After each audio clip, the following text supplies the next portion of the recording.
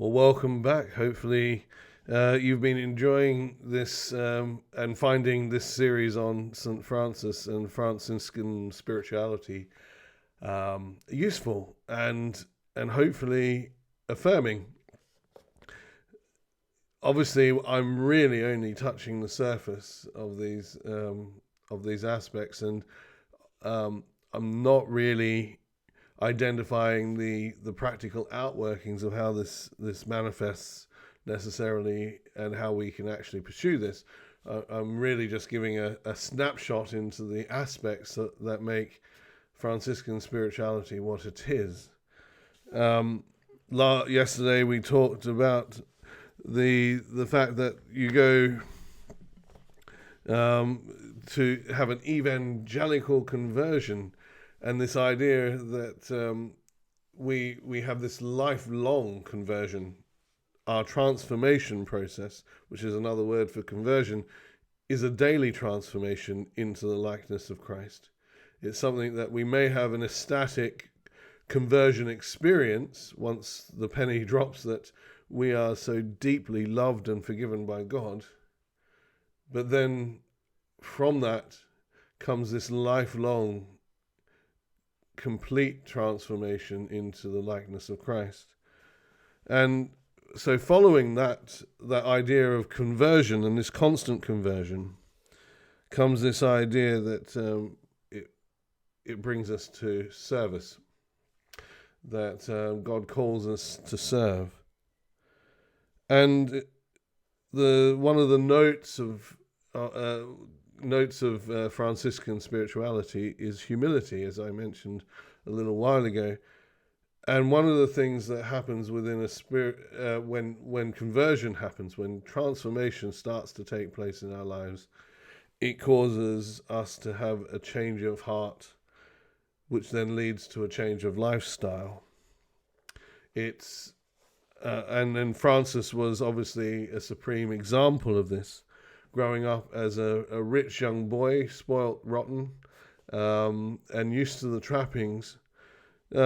Francis had this. It was one of the things that Francis was famous for was that he used to detest, obviously, or was disgusted by and repulsed by lepers.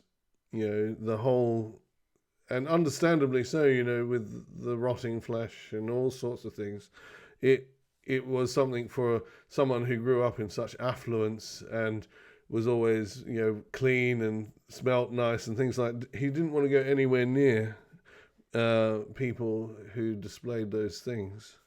However, his evangelical conversion experience and his ongoing conversion and transformation caused him to have a major change of heart and a major lifestyle change. And in the legend of the three companions, it's recorded that during prayer, Francis heard God say to him, "O Francis, if you want to know my will, you must hate and despise all which hitherto your body has loved and desired to possess. Once you begin to do this, all that formerly seemed sweet and pleasant to you will become bitter and unbearable, and instead the things that formerly made you shudder will bring you great sweetness and content." And we see this in Francis's life, that what once disgusted and repulsed him, the sheer presence of lepers, became for him the sweetness of his conversion. He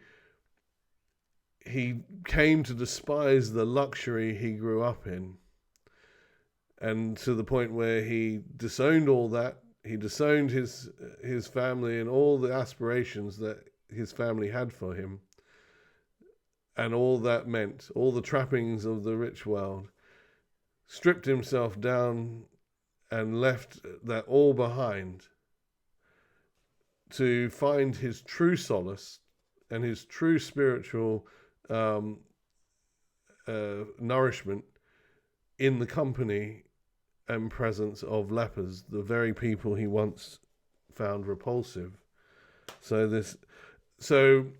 it's a bit of a word of warning for those who would wish to follow a Franciscan journey, that actually some of what we may well find in our lives at the moment that we cherish and love and give us, we desire after, will be something that we will let go of and find actually repulsive to us. One of the things that I struggle with in a Western setting is the overt consumerist and materialist understanding of the world, that if we have possessions and things, they will make us feel good about ourselves. And this constant drive and the advertising that goes around it. And the more you enter into Christ and the more you find yourself transformed, the more these things become repulsive. So be warned. The other aspect is that this whole idea of service, once you have this change of heart and mind, and the things, it reminds me of that encounter of Jesus with the rich young man. He is the opposite of the model that Francis shows us. He was asked to give all his wealth to the poor and then to follow Christ. Jesus could see what was holding him back, and it was his attachment to his comfortable life, and that prevented him from entering into the joy of following Christ. We know that to live a Christ-like life, Jesus knew this as the Christ, takes you through Holy Week. It takes you through all through Jesus' ministry.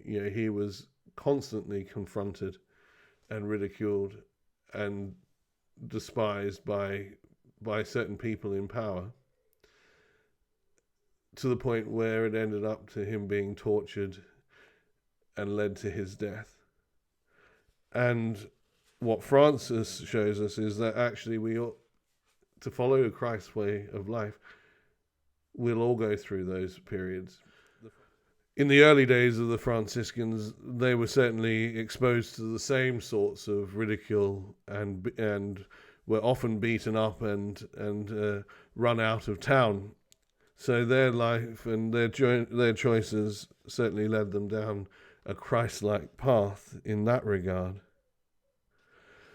The other thing in regards to the service and building of God's church, which is very much at the heart of Franciscanism and comes out of that conversion experience and conversion journey, is the fact that many times I hear people saying, "Oh, I can't discern God's will for my life." The thing is that Francis shows us that it doesn't matter if you initially get the idea of what God is trying to lead you to wrong. He got to understand from God that he was to build his church. So what did Francis do? Francis went out and literally started repairing derelict church buildings. And it took him a while. His vocation and understanding of what he was on this earth to do evolved over time. He realized, actually, as good as that is, that wasn't really what God meant when he said to build his church. Francis eventually realized that actually God's temple, God's church, is not built out of just regular stone. It's built out of living stones, people. Hence, his vocation then moved towards actually the conversion of other people, to drawing people into Christ. And through his preaching and his practices. And that's the same for all of us. Francis's journey isn't the journey of other Franciscans, is which I've said before. But it is what it is a journey into our own expression of what God's calling us to do. And the key aspect of the Franciscan spirituality in regards to that is to just get out and start doing and work it out on the way. It will evolve. We're likely to miss the point of what God's calling us to do in our lives in the early stages of our passion to serve.